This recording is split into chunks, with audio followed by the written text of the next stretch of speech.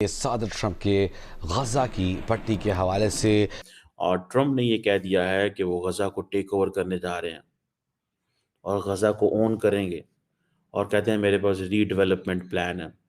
हर 15 minute में news आ रही है और हमें लगता है कोई और न्यूज को कवर करने की जरूरत नहीं है। भी ऐसी ऐसी न्यूज भी वो नेतन्याहू वहां पहुंचे हैं और वहां पे बोल दिया कि हम अमेरिकन जो हैं वो गाजा को टेक ओवर करने को तैयार है। अब मैंने इसको जब पढ़ा, मैंने जब सुना, मैंने कहा यार ये तो तबाही मच गई है, ये तो तबाही मच गई है। ये जो गाजा है ये इसराइल का पार्ट हो जाएगा अभी। और इसराइल आपने देखा है जैसे सीरिया में रेजिम चेंज हुई थी, इन्होंने इजरायली आर्मी ने सीधा जाके गोलन हाइट्स को दे हैव ऑक्यूपाइड। सर हमारे मोदी जी तो कुछ करते नहीं है, तब इसराइल की बात माननी पड़ेगी। जो वॉर अब तक दूर थी वो अब मिडिल ईस्ट में खुल करके सामने आ चुकी, जो ढकी छुपी थी खुल के अब सामने आएगी, क्योंकि यहाँ पर अमेरिका का ऐलान होता है। दूसरी तरफ वो सऊदी जो इतने गाजा वालों के मरने पर चुप था, इसराइल को बुला के उनको रेड कारपेट वेलकम दे रहा था, अब वो कह रहा है कि नहीं नहीं नहीं, हम अपने मुसलमान भाइयों पर अटैक नहीं होने देंगे। सबको पता है इसके पीछे राजनीतिक कारण है, लेकिन ढकने के लिए एक मुस्लिम कार्ड खेला जा रहा है ताकि अपनी असलियत ना सामने आ जाए। तो सऊदी को पता है, ईरान को पता है कि जो अभी तक अमेरिका दूर रह के हमें इतनी तकलीफ दे रहा है वो हमारे चौखट पे आ जाएगा तो हमारा जीना हराम कर देगा। यही कारण अमेरिका भी इस बात को जान गया है कि अब जो है मामला ख़राब हो रहा है। अब उनके बॉर्डर तक जंग आ चुकी है। पिछले 50 सालों में पहली बार शायद है ऐसा, जब इनके बॉर्डर पे कनाडा से विवाद है, नीचे मेक्सिको से विवाद है, सबसे विवाद है, तो वो फिर से वही पॉलिसी अपनाया कि जब दुनिया भर में तबाही होगी, दुनिया भर में मारकाट मचेगी, तो हमारे बॉर्डर सेफ रहेंगे। ये अमेरिका की पुरानी पॉलिसी रही है और ये फिर से जिंदा की जा रही है। सदर ट्रंप के गजा की पट्टी के हवाले से खौफनाक बयान किए। अमरीकी सदर ट्रंप का गजा की पट्टी पर तवील अरसे तक कब्जा जमाने का ऐलान। व्हाइट हाउस में इजरायली वज़ीर आज़म के साथ प्रेस कॉन्फ्रेंस में खड़े होकर कहा कि वो गजा में तवील मुद्दती मिल्कियत की पोजीशन देखते हैं। दोस्तों एक बड़ी सरप्राइजिंग मूव आई है। आपको पता है कि Israeli prime minister Benjamin Netanyahu Washington DC में डोनाल्ड ट्रंप के साथ मिले हैं और ट्रंप ने ये कह दिया है कि वो गजा को टेक ओवर करने जा रहे हैं और गजा को ओन करेंगे और कहते हैं मेरे पास रीडेवलपमेंट प्लान है।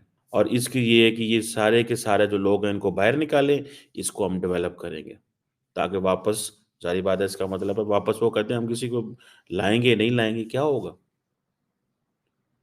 ये जो यूएस की पॉलिसी है टुवर्ड्स इजराइल, पिछली हुकूमत की पॉलिसी ये थी to give maximum support to Benjamin Netanyahu, हर तरह की सपोर्ट देना। अब ट्रम्प कह रहा है कि आप लोगों को मरने की ज़रूरत नहीं है। This is what he said basically, आप लोगों को मरने की ज़रूरत नहीं है, हम आपको यहाँ से बाहर निकालेंगे। सारे एनजी की डिस्ट्रॉयड बिल्डिंग्स हैं, हर चीज़ डिसमेंटल्ड है, अनएक्सप्लोडेड बॉम्ब्स हैं वहाँ पे, पता नहीं क्या-क्या पड़ा हुआ है। This is what he said basically, डरा रहे हैं वो फ़लस्तीनियों को कि अभी तो अंदर बहुत सारे ऐसे बॉम्ब्स पड़े हुए हैं, ये कैसे करेंगे ये। लेकिन अब मुस्लिम वर्ल्ड क्या कर सकती है? एक नया रेडिकल प्लान आया कि आप लोग यहाँ से निकल जाओ। मेरा ख्याल है उनके ज़हन में था कि अगर बम्बार्डमेंट इतनी हुई है कि सारे के सारे इलाके फ़ारग कर दिए हैं, तो यहाँ पे तो कुछ रहा ही नहीं है, तो हम क्यों मरने आते हो तुम? ये this is what they said. Basically तो पैलेस्टीनियंस इस पे इंसल्ट महसूस कर रहे हैं। अरब वर्ल्ड में पैनिक है। अरब वर्ल्ड ही ओन करती है ना, बाकी मुस्लिम वर्ल्ड तो नहीं उस तरह ओन करती। गो के गज़ा बीइंग मुस्लिम टेरिटरी, सब उसको करते तो हैं कि ज़्यादती हो रही है यार, ये क्या है? ये दोनों जो हैं ये पैलेस्टीनियन टेरिटरीज़ हैं, ठीक है जी। लेकिन अब इन दोनों के अंदर बीच में गैप ही इतना, ये दोनों मिल ही नहीं सकती, ठीक है। उन्होंने क्या किया, उन्होंने वेस्ट बैंक के अंदर सारी सेटलमेंट्स कर ली हुई हैं, गज़ा को छोड़ दिया हुआ। So in West Bank they are living together, in Gaza there are only Palestinians जिनको रोज़ वो मारते हैं। हर 15 मिनट में न्यूज आ रही है और हमें लगता है कोई और न्यूज को कवर करने की जरूरत नहीं है। भी ऐसी ऐसी न्यूज भी वो नेतन्याहू वहां पहुंचे हैं और वहां पे बोल दिया कि हम अमेरिकन जो हैं वो गाजा को टेक ओवर करने को तैयार है, यानी कि we are going to take it over and we are going to make it a beautiful place. वहां पे जो लोग हैं वो बेचारे रोज वीडियोस बना रहे हैं कि हम बड़े तंग हैं, सारी बिल्डिंग्स को तोड़ दिया गया है, हमें खाने को सामान नहीं है। वो कहता नहीं है, कोई बात नहीं, आपके आसपास इतनी अच्छी कंट्रीज है, आप वहां पे चले जाइए। जॉर्डन है, इजिप्ट है, सऊदी अरेबिया है। इसराइल बना था 1949 में, तब उसका जो एरिया था आज की एरिया से बहुत कम ही था। ठीक है, जैसे जैसे वॉर होता गया और अरब वॉर होता गया, इनके साथ इन्होंने क्या है टेरिटरीज ऑक्यूपाई करते करते रहे। और इन्होंने ये क्या किया, इस बार जो अक्टूबर 7 का अटैक हुआ था इनके ऊपर, जिसमें इनके 1300 नागरिक मारे गए, और इसके जवाब में इन्होंने पूरी गाजा को डेवलप कर दिया है।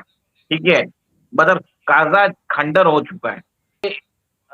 तकरीबन आपने बताया 20 लाख लोग हैं। ठीक है, और वो भी एक बहुत ही नैरो स्ट्रिप में रहते हैं, 40 किलोमीटर का लैंड एरिया है बस। तो अब क्या किया है इसने, टोटली उसको नेस्ता नाबूद कर दिया है, मतलब खंडर बना दिया है।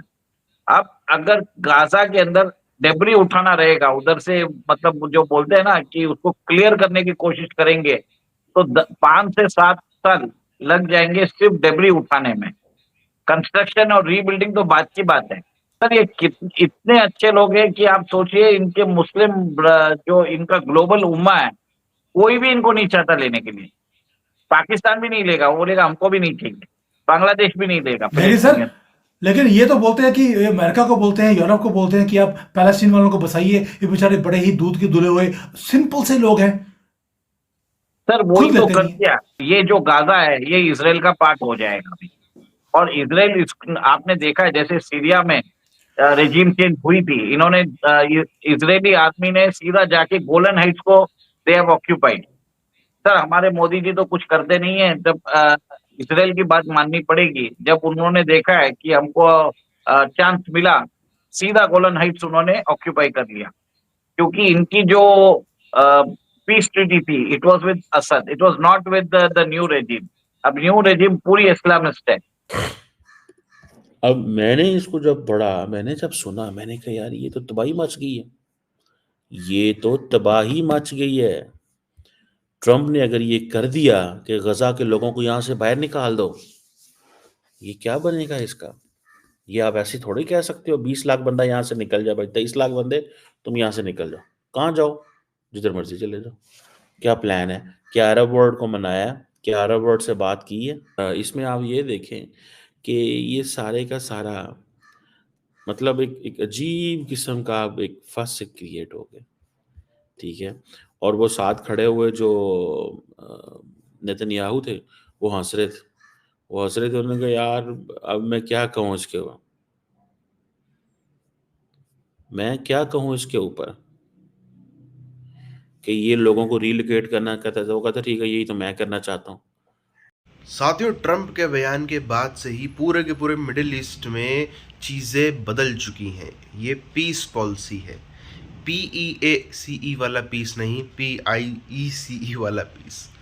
टुकड़े टुकड़े होंगे अब जो है वो मिडिल ईस्ट के। अभी आप देखो, अभी से सऊदी अरब का, अभी जब मैं वीडियो बना रहा हूँ तब सऊदी अरब का रिटेलिएशन सामने आया कि नहीं, हम इस चीज़ को एक्सेप्ट नहीं करते हैं। अभी और भी 2-4-5 देश में कूदेंगे और भी थोड़ा बवाल बढ़ेगा, और इसमें फ़िलिस्तीन के लिए, ये गाज़ा के लिए बहुत ही ज़्यादा इनके दिल में संवेदनाएं हो, ऐसा नहीं है। वो आपसी राजनीतिक लड़ाई है, क्योंकि हमने देखा जब इजराइल इतने बमबारी गिरा रहा था गाज़ा पे, फ़िलिस्तीन में, तब तो कुछ किसी को मतलब था नहीं सऊदी को, बल्कि ये उल्टा इजराइल को बुलाते थे। तो यहाँ पर फ़िलिस्तीन के लोगों का दुख है? बिल्कुल नहीं। इनको दुख इस बात का है सऊदी को कि अमेरिका जो अभी इतनी दूर है वो हमारे चौखट पर आके बैठ जाएगा, वो गाज़ा में आके बैठ जाएगा तो हमको और ज़्यादा डिस्टर्ब करेगा। ये समस्या सऊदी को जता रही, तो इसलिए उसने फिर से अपना वही मुस्लिम कार्ड खेलना चालू कर दिया। यही है पूरे के पूरे मुस्लिम वर्ल्ड का जो मुस्लिम कार्ड है वो सेलेक्टिव है। चाहे पाकिस्तान को आप देख लो, चीन के मामले में नहीं बोलेंगे, उइगर मुसलमानों के बारे में नहीं बोलेंगे, बाकी दुनिया में कुछ भी हो जाए सब जगह चीखेंगे चिल्लाएंगे। सेलेक्टिव मुस्लिम कार्ड। अब इसी तरह से अमेरिका चाहता है कि इज़राइल और ज़्यादा मजबूत हो, और साथ साथ में इज़राइल भी चाहता है कि एक हमारा यहाँ पर परमानेंट फ्रेंड जो है अमेरिका, वो परमानेंटली यहाँ पर आकर के बैठ जाए, ताकि ये जो इज़राइल कितना ही अटैक करता हो बाकियों के ऊपर, लेकिन सच्चाई ये भी है कि इज़राइल के ऊपर भी अटैक होते हैं। इज़राइल के अंदर क्या पीस है? जवाब है जी नहीं। इज़राइल के ऊपर भी हमेशा 12 महीने 365 दिन खतरा मंडराता है, कहाँ से मिसाइल आ जाए, कहाँ से ड्रोन आ जाए, कहाँ से अटैक हो जाए, कहाँ से क्या हो जाए, हर समय। तो वो भी चाहता है थोड़ा सा शांति की राह अपनाना, वो भी चाहता है थोड़ा सा स्टेबिलिटी आए। बहुत ज़रूरी है उसके लिए अमेरिका का यहाँ पर आना। मगर अगर अमेरिका यहाँ आता है तो ये बात 100% तय है कि जो मारकाट मचनी है मिडिल ईस्ट में, वो पक्की बात है, मारकाट मचेगी। ईरान भी उसमें ठोका जाएगा, उसमें सऊदी भी सब के सब जितने भी तेल के बादशाह बने बैठे हैं, सब पे आँच आएगी।